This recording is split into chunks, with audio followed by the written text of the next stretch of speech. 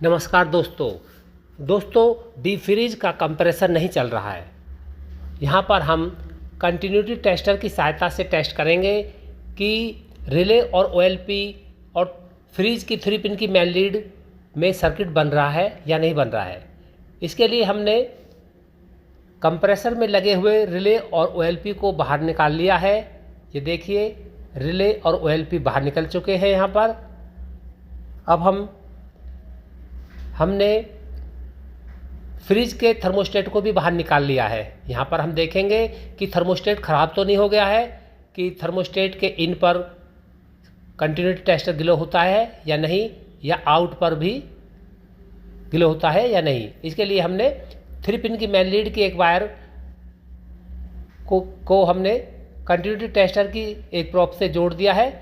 और फिर हम यहाँ पर ओएलपी पर देखेंगे सबसे पहले कि ओएलपी पर सर्किट हमारा बन रहा है या नहीं बन रहा है। ये देखिए, कंटिन्यूटी टेस्टर की एक प्रोब को हमने 3 पिन की मेन लीड पर लगा दिया है और दूसरी प्रोब को हमने ओएलपी पर लगा दिया है। यहाँ पर ओएलपी पर कोई सर्किट नहीं मिल रहा है हमें। इसका मतलब लीड की एक वायर जो कि फेज की वायर है उसका सर्किट ओएलपी पर बनना चाहिए, लेकिन यहाँ पर बन नहीं रहा है।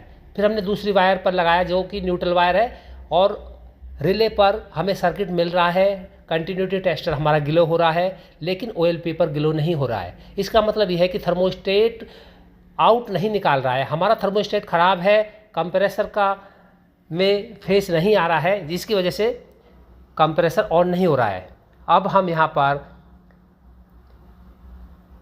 थर्मोस्टेट को देखेंगे कि थर्मोस्टेट ख़राब है।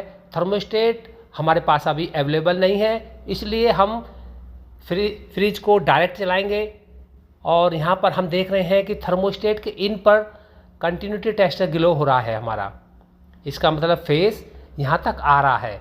3 पिन की मेन लीड से फेस थर्मोस्टेट के इन तक आ रहा है, लेकिन थर्मोस्टेट आउट नहीं निकाल रहा है। ये देखिए, अगर आउट निकलता तो कंटिन्यूटी टेस्टर ग्लो होता, लेकिन कंटिन्यूटी टेस्टर ग्लो नहीं हो रहा है। इसका मतलब थर्मोस्टेट हमारा ख़राब हो चुका है। या तो हम थर्मोस्टेट नया लाएं। अगर हमारे पास थर्मोस्टेट नया नहीं है तो इसे हम इस कंडीशन में कुछ समय चलाने के लिए इसे डायरेक्ट भी हम चला सकते हैं। इसके लिए थर्मोस्टेट की इन वायर और आउट वायर की दोनों वायरों को हमें छीलना होगा, और छील कर इन दोनों वायरों को हमें आपस में जोड़ना होगा। इससे फेस थर्मोस्टेट के इन पर आएगा और इन से आकर आउट से डायरेक्ट ओवरलोड पर पहुंच जाएगा और हमारा कंप्रेसर ऑन हो जाएगा।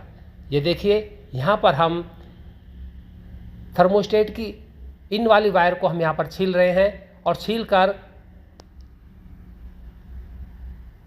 इन और आउट वाली दोनों वायरों को यहाँ पर हम जोड़ देंगे, आपस में मिला देंगे। इसको बाईपास करना भी बोलते हैं। इसमें थर्मोस्टेट का काम ख़त्म हो जाएगा। विदाउट थर्मोस्टेट के ही हमारा कंप्रेसर ऑन हो जाएगा। इसमें होगा क्या, थर्मोस्टेट के बिना ही हमारा कंप्रेसर चलेगा। इसकी में जब ज़्यादा कूलिंग होगी फ्रिज में तो हमें मेन स्विच से ही बंद करनी होगी। अब देखिए, दोनों वायरों को जोड़ने के बाद 3 पिन की मेन लीड में कंटिन्यूटी आ चुकी है। इसका मतलब हमारा कंप्रेसर ऑन हो जाएगा।